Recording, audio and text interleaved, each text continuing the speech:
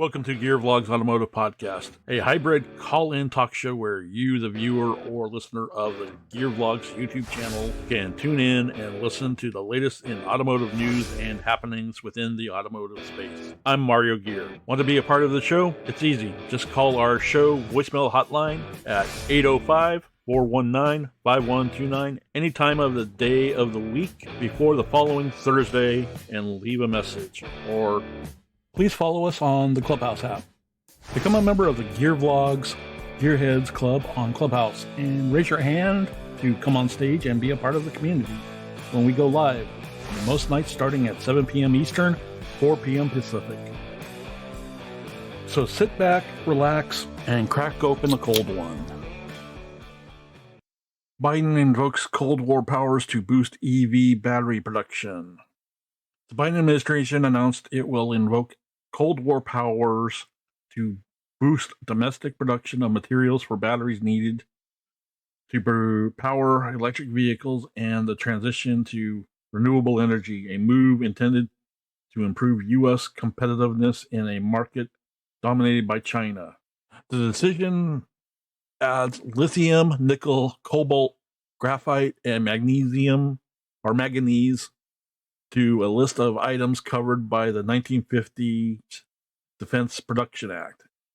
It's the same authority used by former President Donald Trump to spur mass production during the pandemic and Harry Truman to make steel for the Korean War.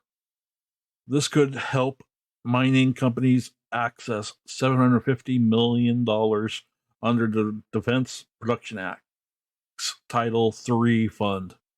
A senior administration official said industry support by large capacity batteries, including transportation and the power sector, account for more than half of the U.S. carbon emissions. The move also illustrates the tightrope President Joe Biden walks on this issue. On one hand, climate change activists, environmentalists, and indigenous groups oppose many mining projects due to the impact on water supply and nearby communities. On the other, the U.S. would need a colossal increase in domestic mining projects to begin providing even a fraction of the metals and materials that will be needed to supply the oncoming wave of electric vehicle production. The clean energy transition cannot be built on dirty mining, Laura Pagel, the policy director of the environmental group Earthworks, said in a statement.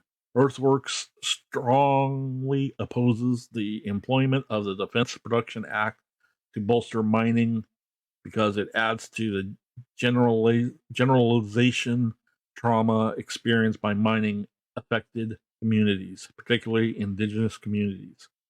Invoking the act provided key funding for existing operations, productivity and safety upgrades, and feasibility studies, but it wouldn't give the mining industry a tool it's been clamoring for, an expedited process to dig ore out of the ground. Mining industry groups argue that it takes 7 to 10 years to get a mine up and running in the U.S. That's compared to about 2 to 3 years in neighboring Canada, according to a National Mining Association.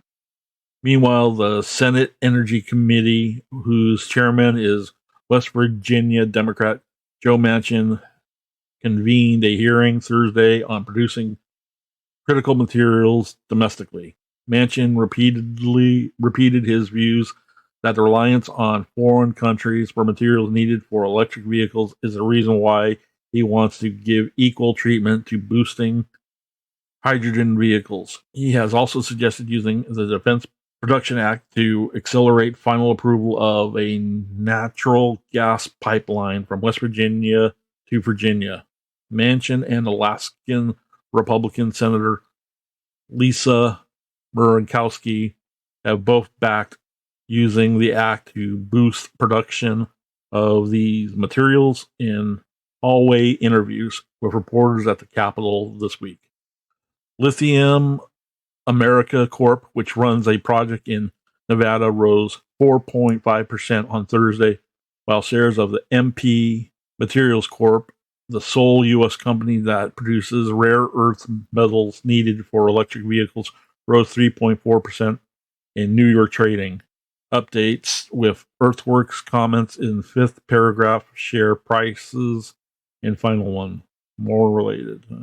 So there you have it. What do you guys think? That is a good thing, bad thing? It's personally, I think it's, I get it. We need, clean air, for the environment and everything, but I think they're rushing this too soon, and we don't have the infrastructure quite set up yet. And it also goes back to, you can argue about the carbon footprint of what's it take to get those raw materials to produce the EV vehicles, and then we're not even touching on recycling of the batteries when they're at their end of service life.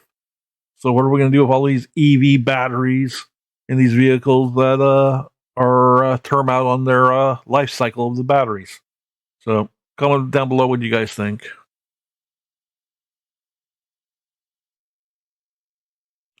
Here are a few videos YouTube thinks you may enjoy. Be sure to follow me on all of my socials. So crack open a cold one, sit back, relax, and have a blessed day.